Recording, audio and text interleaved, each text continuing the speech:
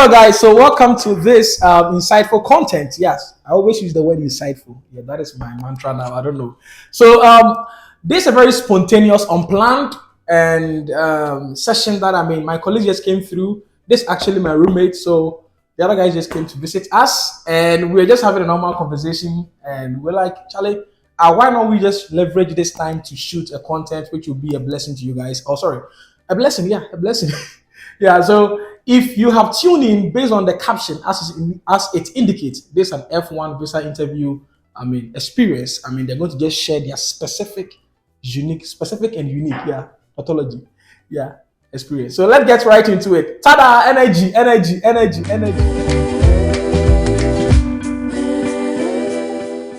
Welcome back, guys. So, real quick, if this is your first time tuning in, my name is Kingsford Onyina, and I just finished my Master of Arts in Economics from Eastern Illinois University, and just moved to Charlotte, North Carolina, to pursue my PhD in Public Policy at University of North Carolina, Charlotte. So, real quick, they're going to just introduce themselves. I'll start from the lady, then I'll move to the gents. So, let's go.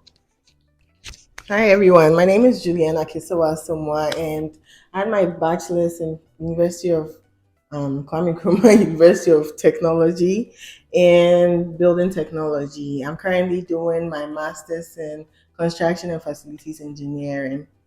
Yeah. And Nicole, let's go. Oh, hi guys. My name is Andrew. Completed my first degree in KNUST in electrical engineering. I did my master's in Coventry University in microelectronics and wireless systems. And then I'm currently pursuing PhD in electrical engineering in North Carolina. Yeah. Senior engineer. Okay, my name is Male Fostus. I have my bachelor degree at Cameroon University of Science and Technology, BSc Statistics, and I went to African Institute for Mathematical Sciences to do my master's as data science, and I'm here for my PhD in applied mathematics. Excellent. Okay, I am Mike Onyani. Had my bachelor's in statistics from Kwame Nkrumah University of Science and Technology. I just moved to the US to pursue my PhD in applied mathematics with a statistics concentration.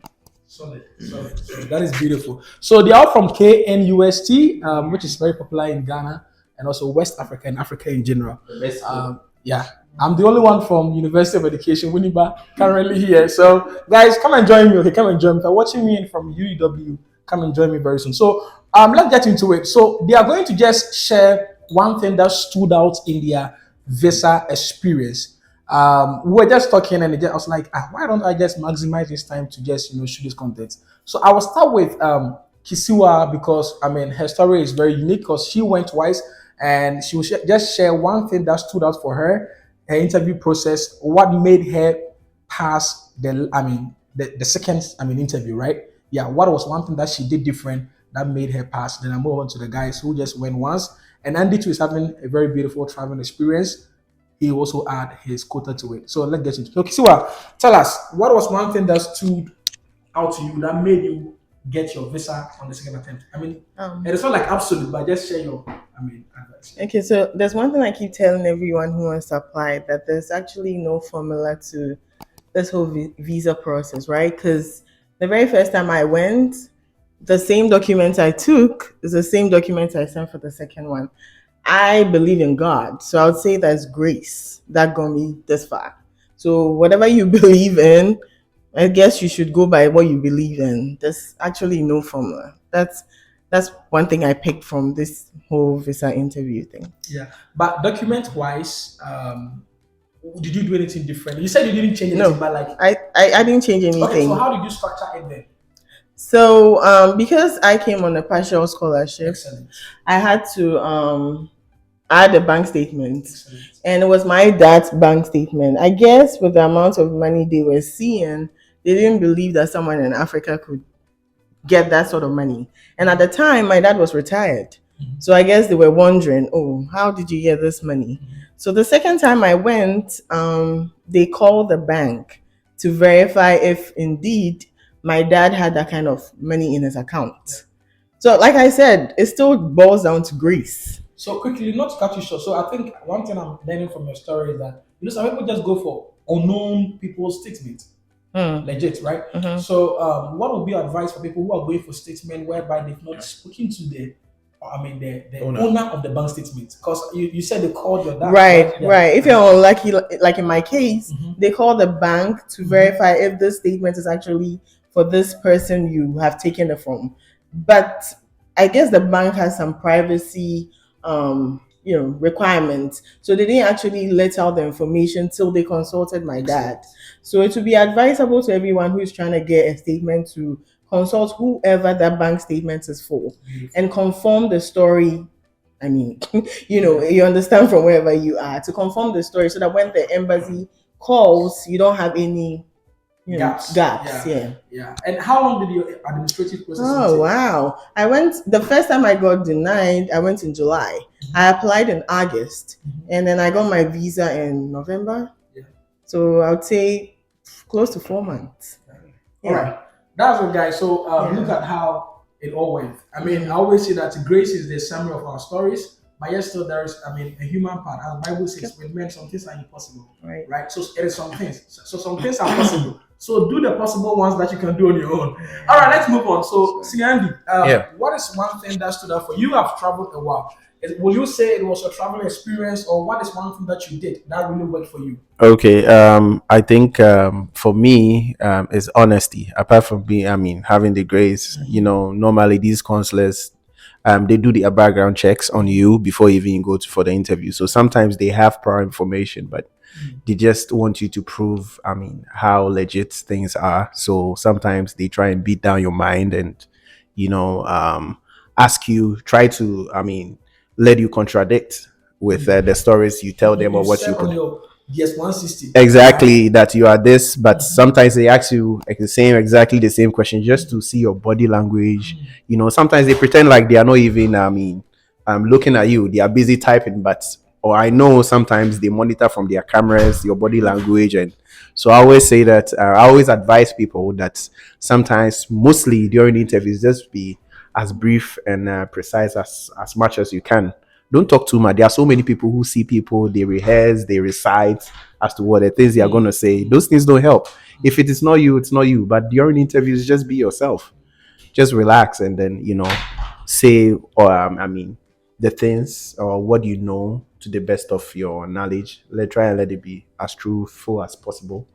Yes. So basically, I think that's just about that. So if I get you, and this point is about what consistency, ensuring that what you are giving out to them was what you sent to them.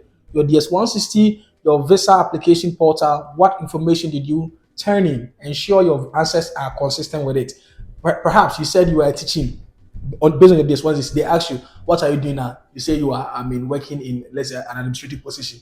That is inconsistency. So, guys, check that thing out. So, let me go to First, you came from Cameroon or to do your interview in Ghana, right?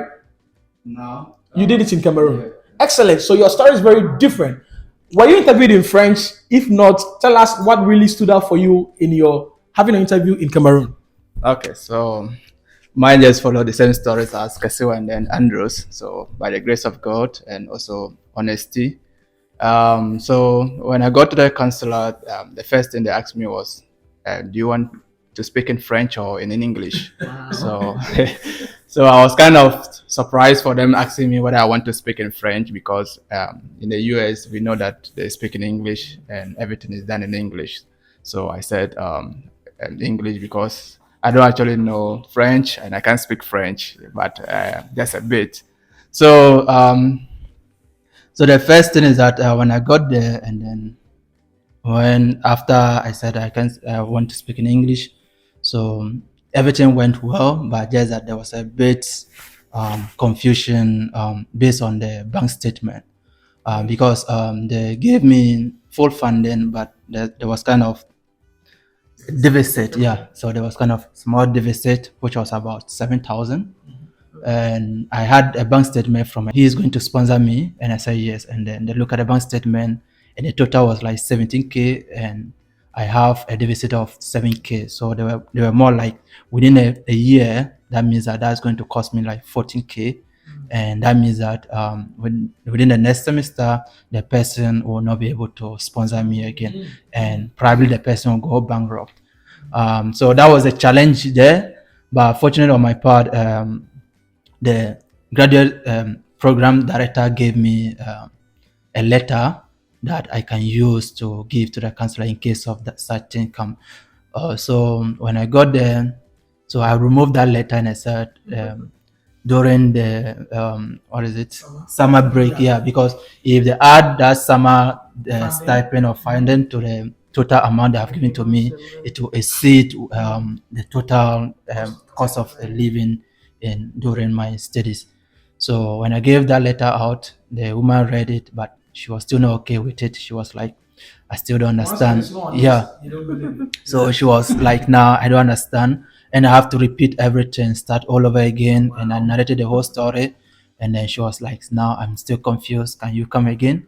So, and the last one, I just took a pen and said, just look at only the place that I have circled and read only that those sentences.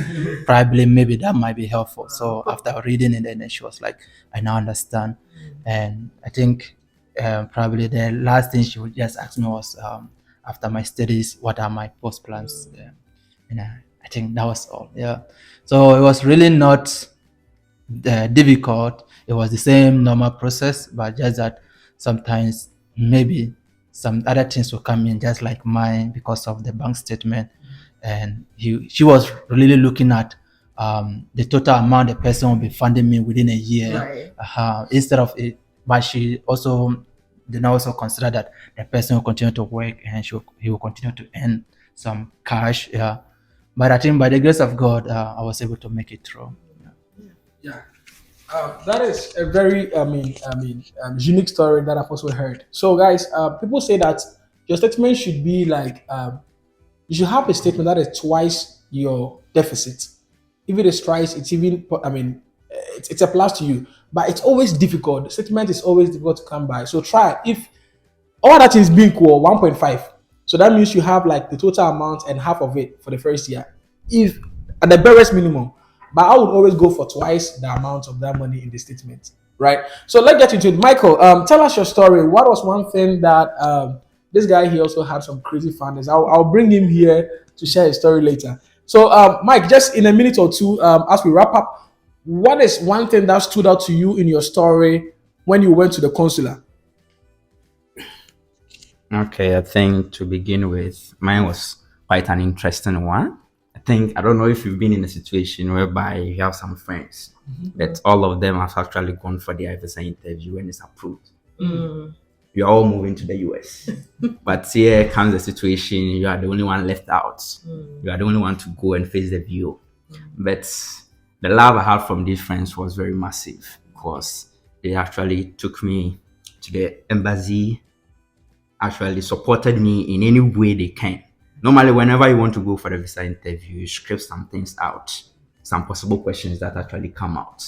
That okay, this could actually stand out and they are easy to go. But when some of the questions from the view doesn't tally with the things you know already, you're like, So my first question was a question that wasn't in the set of questions that I've actually prepared for. So it just came out. But the view that I went to has already actually rejected someone. So that kind of fear and anxiety was something that will actually fall on you. Yes. But I said, okay, just let me go. I have my documents. Let me present. So the first question came, it was out of the list. I said, nah, I just have to get this. But after answering the first question, I knew that I've had a visa. It's like I was asked 3 questions. But I think the first question was about my love for mathematics. Oh, your love For mathematics. That was it. When the view took the I-20, they said, okay, PhD in applied mathematics. So what actually influenced your love for mathematics? So that was the question. But after answering the question, I was like, nah, I think I'll get this visa. After that, the follow-up questions. So afterwards, it took my passport, give me the white sheet and pass. So white paper. Okay, that's the white paper. So I came out and did the seal, the Cristiano Ronaldo celebration. It was very great, I tell you. So I think that's something about my design. Do you remember the answer you gave to that? What influenced your love of mathematics? Like Okay. in a very snappy way. The answer that I gave was very quick and simple. For someone who is prepared for like It's normally about mathematics is about fact and figures, you know. So the fact and figures that actually come from mathematics make mathematics very unique. So that actually influenced my love for mathematics. So I think that was a short answer that I gave in the view actually kept on nodding. Yeah. And the follow up questions, I just got them and that was it. Yeah. Thank you, Michael. Thank you, Hisua. Thank you, Andy, and thank you for stars, guys. So that is it.